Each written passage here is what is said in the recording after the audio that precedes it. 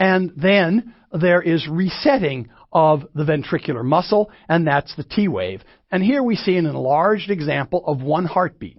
You see the P wave. This starts with the sinus node beat. Atrial depolarization is the P wave. You'll see a little flat area. That's the delay in the AV node. Then there's the QRS, ventricular depolarization. There's a little pause then, and the T wave is the ventricle resetting itself, getting ready for the next beat, for the next P wave. So one of the first things we do when we do an electrocardiogram is check the voltage calibration. The machine is set to have a certain calibration. If you set the calibration wrong, you're going to make for either very large or very small complexes, and you may misread the electrocardiogram. So the first thing the technician does when they're doing a cardiogram is to check and make sure that the calibration is accurate. It's like any test you do. You have to make sure that the equipment you're using to do the test is accurate before you start the test. What you see in this diagram is that there are 12 different positions where the leads look at the heart electrical activity. It's as if you were looking at the heart from multiple points of reference. You look at it from one side, you look at it from the other side, you look at it from below, you look at it straight through, and that's what each of these little electrodes do. They record the electrical activity as seen at that particular point. And when you put that all together, you actually could create a three-dimensional electrical activity of the heart contraction. We have 6 so-called limb leads. That means there's leads on both arms and both legs. And we have 6 precordial leads, that is chest leads. And you can see them in the 4th diagram from the left.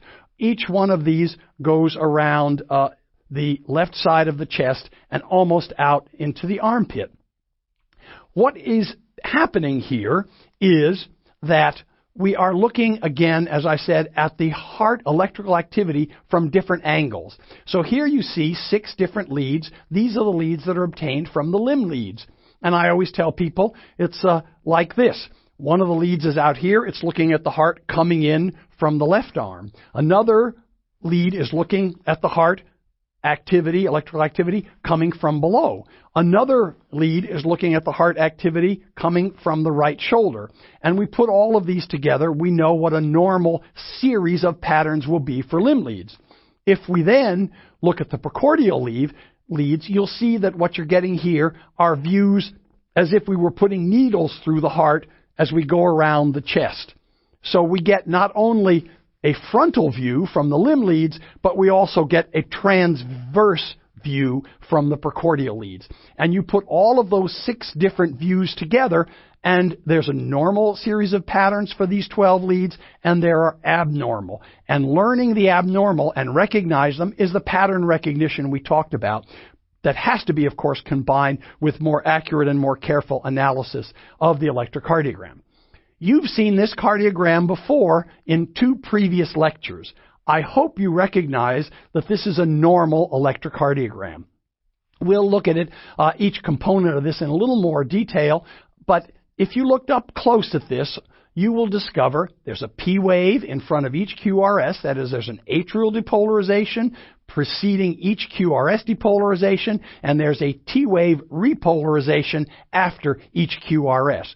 The axis, that is the direction of the electrical impulse in the heart, is normal here. The PR intervals, the interval between the P wave and the QRS is normal. The intervals following the T wave are normal. This is a completely normal heart rate and a normal electrocardiogram from a normal person.